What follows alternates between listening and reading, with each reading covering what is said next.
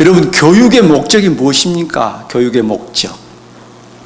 한 사람이 출생해서 성인이 되어가는 과정을 우리는 사회화 과정이라고 하지 않아요?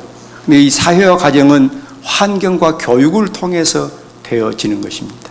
어떤 교육을 받느냐에 따라서 어떤 사람이 되느냐 결정이 되는 것이. 그러니까 그만큼 교육 현장이라는 것이 중요한 것 아니겠습니까? 그런데 오늘날 우리 교육 현장은 어떻습니까? 서희초 초등학교 교사의 자살 사건 이후로 나타나고 있는 교육 현장의 모습들은 그야말로 참담하다 못해서 우리 모두 울고 싶어라 아닙니까?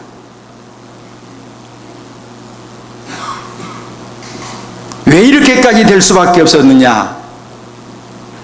그 원인은 여러 가지 이야기할 수 있을지 모르지만 가장 중요한 것이 학생인권 조례라는 법이 있었다는 것입니다. 학생들의 인권을 보장한다는 미명 아래서 교사들의 교권은 다 죽어버리고 또 잘못된 교육들이 너무 많이 시행되고 있다는 사실. 사실 학교 인권 조례는 어떤 교사들뿐만 아니고요, 전반적으로 해악을 가져온 것이었습니다. 몇 가지만 간단히 이야기해 볼까요? 먼저는 그 피해가 학생들부터 있었어요. 학생들.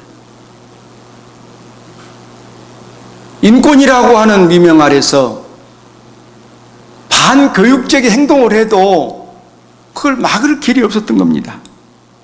그래서 학생들 권리를 주장하는 소수의 학생들 때문에 다수의 학생들이 면학 분위기를 갖지 못하고 피해를 입고, 그래서 학생들 성적이 인권조례, 학생 인권조례가 제정된 시도 학생들이 성적이 엄청나게 하락했어요. 우리 광주만 해도 그렇지 않습니까? 그리고 임신, 출산, 낙태 자유 이런 것들 때문에 극단적인 편향된 이 젠더 이념 때문에 성 정체성과 가치관이 혼란을 가져오게 하고, 그래서 타락을 조장하는 그런 일들이 학교 현장에서 일어나고 있다고 말이죠.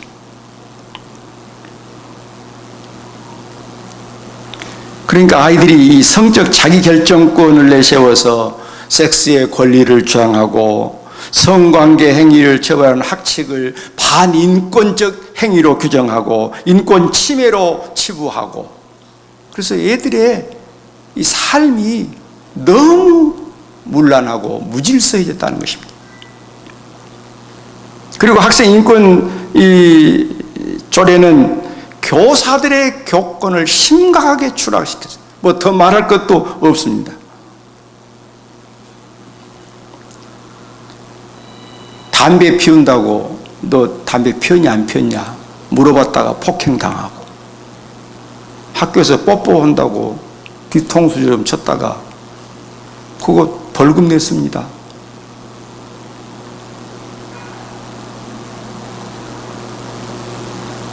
학교에서 하급생 금품을 갈취했다고 훈계를 시킨 교사를 학부모가 대시해가지고 교사를 담임을 바꿔달라, 이런 문제들, 심각한 문제들이 얼마나 많이 터진지 모르겠어요. 자살하는 사람들 놔두고라도 이런 것들이 지금 학교 현장에서 일어나고 있는 현실이라는 겁니다. 그것뿐만 아니에요. 학부모들도 피해자가 되어 있어요. 여러분, 교육기본법에 자녀에 대한 교육의 우선권은 부모에게 있다고 확실하게 명시가 되어 있는 것입니다. 그런데 학교에서 교육하는 이 잘못된 성교육이나 이런 것들을 부모들이 터치할 수 없도록 규정을 해놨습니다. 그래서 심지어 부모들에 대한 반항심, 부모들이 교육적인 그런 다스림을 했다고 해서 고소고발을 하는 그런 사태까지 벌어지고, 그러니까 이 학생인권조례라고 하는 것은 학생들의 인권을 보호하겠다고 하는 법이지만은 이게 잘못되니까 학생들 다수의 학생들이 침해를 당하고 손해를 당하고 교사들은 말할 것도 없고 학부모들까지도 오히려 피해자가 되고 말았다. 그래서 저는 오늘 이 자리에서 학생 인권 조례가 왜 폐지되어야 되느냐 두 가지를 제가 말씀드리고 싶은데, 하나는요, 이 학생 인권이라고 하는 것은 이미 우리나라에 법으로 규정되어 있는 겁니다. 우리 헌법 제10조에 모든 국민은 인간으로서 존엄과 가치를 가지며 행복을 추구할 권리를 가진다. 헌법에 이미 인권을 확실하게 명시하고 있어요. 여러분, 인권이 뭡니까? 생명권, 자유권, 평등권, 사회권, 이런 모든 것이 다 포함된 것이 인권이에요. 이것이 헌법에 이미 규정되어 있고 명시되어 있는데 또 다른 인권이라고 하는 것을 조례로 만들어서 사람들을 오히려 호도하고 잘못되게 하고 있다는 사실. 좀 더 구체적으로 제가 학생 인권 조례에 제가 다 이 문제를 말할 수 없지만 몇 가지 문제점만 제가 한번 지적을 해보겠습니다. 제가 학생 인권 조례에 대해서 시도에 다 보지는 못했지만은 광주 학생 인권 조례하고 서울 인권 조례를 제가 좀 살펴봤어요. 광주 학생 인권 조례에서 몇 가지 제가 말씀을 좀 드리겠습니다. 먼저 학생 인권이라는 미명으로 어떤 것도 규제할 수 없도록 못 박아버렸어요. 잘 들어보세요. 인권체 9조입니다. 학생 인권 보장 원칙에서 이렇게 규정을 합니다. 학교는 학칙 등 학교 규정으로 학생 인권의 본질적인 내용을 침해할 수 없다. 학생 인권을 침해하는 어떤 학칙도 만들지 못하도록 만들어버립니다. 제12조입니다. 사생활과 개인정보를 보호받을 권리에서 이렇게 말합니다. 학생은 소지품과 사적 기록물, 사적 공간 등과 관련한 사생활의 비밀을 유지하고 감시받지 않을 권리를 가진다. 그러니까 학생들이 무엇을 소지하고 있는지 어떻게 하는지 그것을 교사가 관리를 할 수가 없는 거예요. 극단적인 표현으로 칼을 들고 가도 그것을 제재하지를 못하는 겁니다. 두 번째 문제입니다.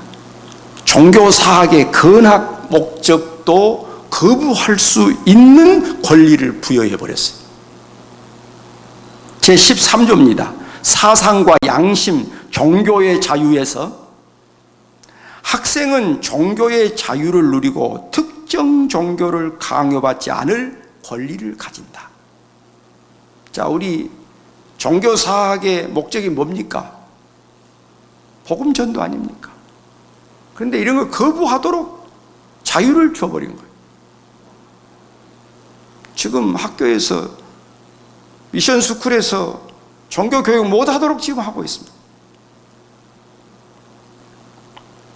자, 세 번째, 성소수자도 차별받지 못하도록 규정을 하고 있어요. 제20조입니다. 차별받지 않을 권리에서 학생은 성별, 종교, 민족, 언어, 나이, 성적 지향, 여기 성적 지향이 나옵니다. 신체 조건, 경제적 여건, 성적 등을 이유로 차별받지 않고 평등한 대우와 배움을 누릴 권리를 가진다. 저도 이제 다음 주에 원로 추대 공동의회를 할 사람입니다. 그러니까 저도 이제 목회 끝나고 다 끝났어요.